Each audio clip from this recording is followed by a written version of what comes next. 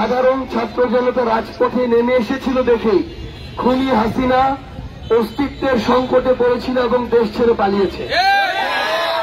সাধারণ মানুষ যখন যেগুলো অন্যায় অপকর্মের বিরুদ্ধে দাঁড়িয়ে যায় তখন সেটাকে প্রতিরোধ করার সামর্থ্য আর কারণই থাকে না। আমরা আমাদের জায়গা থেকে আপনাদেরকে স্পষ্ট করে কিছু জিনিস জানিয়ে দেই। আপনারা যদি ক্ষমতার সাথে আপোষ করেন তাহলে আপনাদের ভাগ্য পরিবর্তন সম্ভব নয়।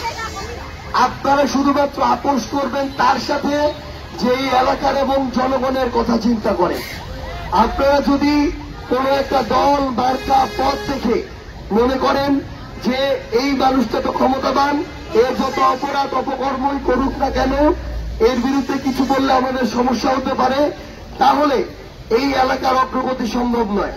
বাংলাদেশের ছাত্র জনতা যদি মনে করত যে শেখ হাসিনার বিরুদ্ধে কথা বললে সমস্যা হতে পারে, তাহলে এই অভ্যুত্থানই কোনোদিন হতো না।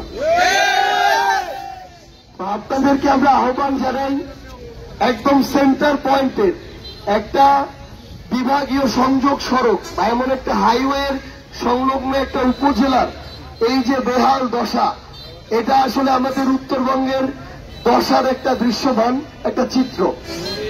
আমরা আপনাদেরকে অনুরোধ করি, আমরা জাতীয় নাগরিক পার্টি এনসিপির পক্ষ থেকে আপনাদেরকে কথা বলতে এসেছি, আপনাদের কথা শুনতে এসেছি, কিন্তু এটা নয় যে আমরা বলতে এসেছি আমাদেরকে আপনারা ভোট দিয়েন।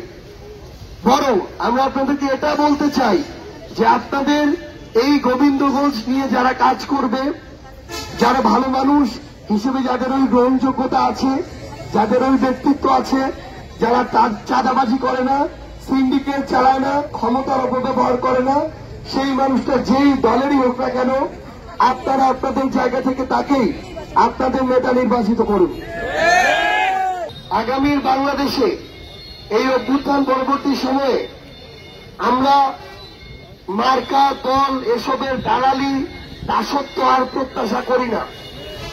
আমরা প্রশাসনকে অনুরোধ জানাই, বিগত 16 বছরে আপনাদেরকে দলীয় প্রশাসন বানানো হয়েছিল এবং আপনারা এর পরবর্তী সময়ে দেখেছেন অভ্যুত্থানে এবং অভ্যুত্থানের পরবর্তী সময়ে কিভাবে প্রশাসনের ইমেজ সংকটে পড়েছে।